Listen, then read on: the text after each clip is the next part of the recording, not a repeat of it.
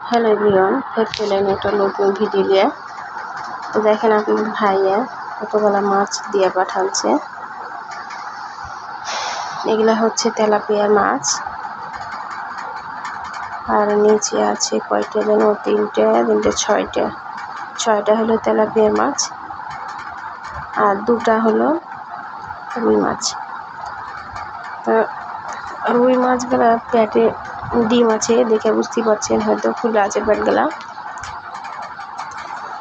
আমি সব মাছগুলাকে সুন্দর করে আঁশ ছড়িয়ে কাটে নিয়েছি ছোট ছোট পিস করে। এখন মাছগুলাকে উত্তম করে ভালো করে ধুয়ে নেব, কারণ মাছ ভালো করে না ধুলে কিন্তু ঝামেলা।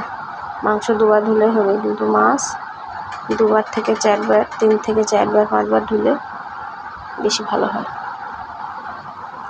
তো মাছের মাথাগুলাকে ভালো করে ধুয়ে নেবো। ভিতরে কলসার ভিতরে ভালো করে হাত ঢুকে ভালো করে ময়লা থাকে, কাদা থাকে। তারপরে তখন সুন্দর করে পানি ঝরিয়ে নেব। পানি ঝরিয়ে ফ্রিজে তুলবো কিছু, আর কিছু রান্না করব। তো হার ভিডিওটা আপনারা অবশ্যই শেষ পর্যন্ত দেখবেন, স্কিপ করবেন না দয়া করে। আর আমি যে রান্নাবান্না যে কিছু রেসিপি আপনাদের সাথে আমি শেয়ার করি, সেগুলো দেখবেন, অবশ্যই কিছু না কিছু শিখতে পারবেন। আর কেমন লাগে আর ভিডিও অবশ্যই কমেন্ট করে জানাতে ভুলবেন না। তো মাছ ধুয়ে টুয়ে পানি ঝরাই দিব এখন, আর ধুবো না, এবারই শেষ।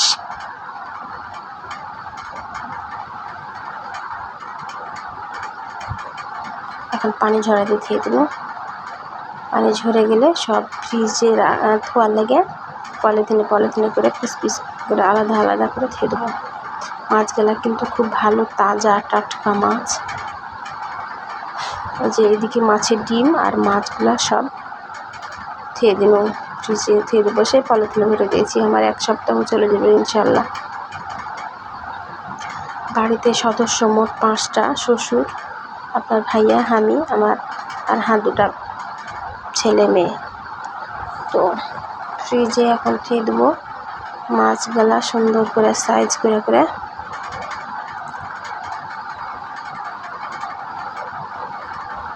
ফ্রিজে জায়গা খুব একটা নাই, মোটামুটি আছে, তো হয়ে যাবে, সমস্যা নাই।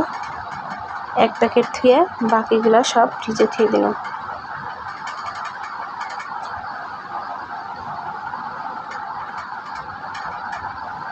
ব্যাস, ফ্রিজে ধোয়া শেষ। এখন চলে যাব চাকরিতে রান্নাবান্নার।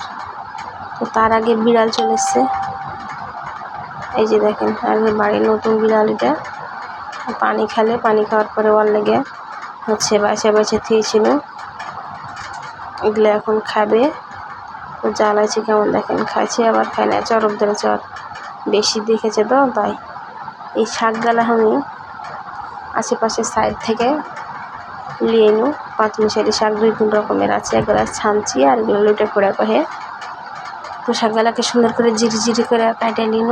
এই যে কাটে এখন পেঁয়াজ রসুন কুচি আর সামান্য লবণ আর একটু পানি দিয়ে চড়িয়ে দিন চুলাতে।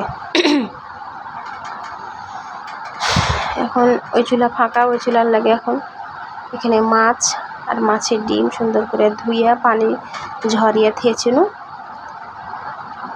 এর আগে মাছের ডিমের হচ্ছে ভুনা করেছি, শেয়ার করেছি আপনাদের সাথে।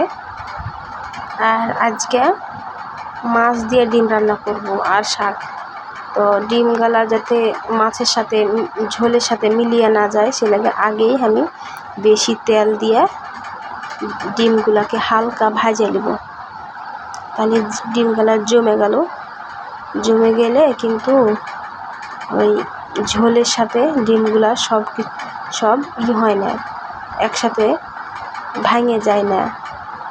কাঁচা ডিম দিলে মাছের ভিতরে কিন্তু ভেঙে ছিতরে যায়, ঝামেলা হয়, ঝোলটাই ডিম হয়ে যায়। সে লাগে আগেই আমি ভেজে নিল ডিমটা। এখন 5-6 পিস মাছ লবণ দিয়ে আর হলুদ দিয়ে মাখিয়ে দিয়েছিল, ওটাকে এখন দিয়ে দিন ভাজতে। আর এদিকে শাক সিদ্ধ হচ্ছে। আর এদিকে মাছ, এখন মাছে মশলা কষিয়ে আলু দিয়ে দিন কয়টা, দিয়ে আলুটাকে হালকা রান্না করে নেবো এখন, কারণ মাছের সাথে আলু তো ধুতে দেরি লাগবে এসে লেগে। এখন এই আলুটাকে একটু 5 মিনিট রান্না করে নেব।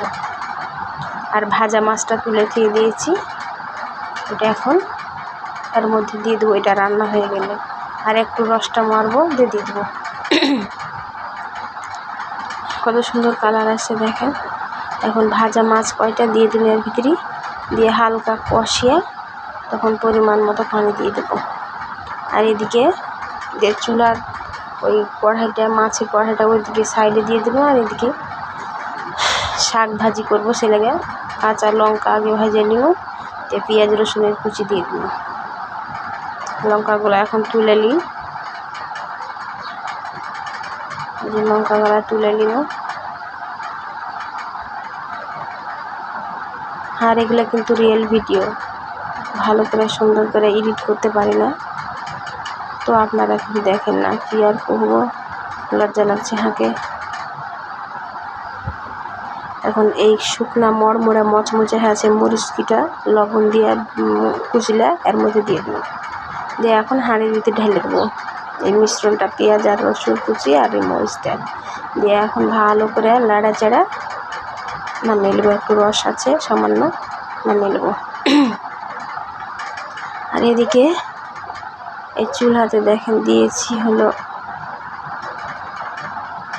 মাছ, এই যে মাছ প্রায় শেষের পথে, নামিয়ে নেবো আর কিছুক্ষণের মধ্যে।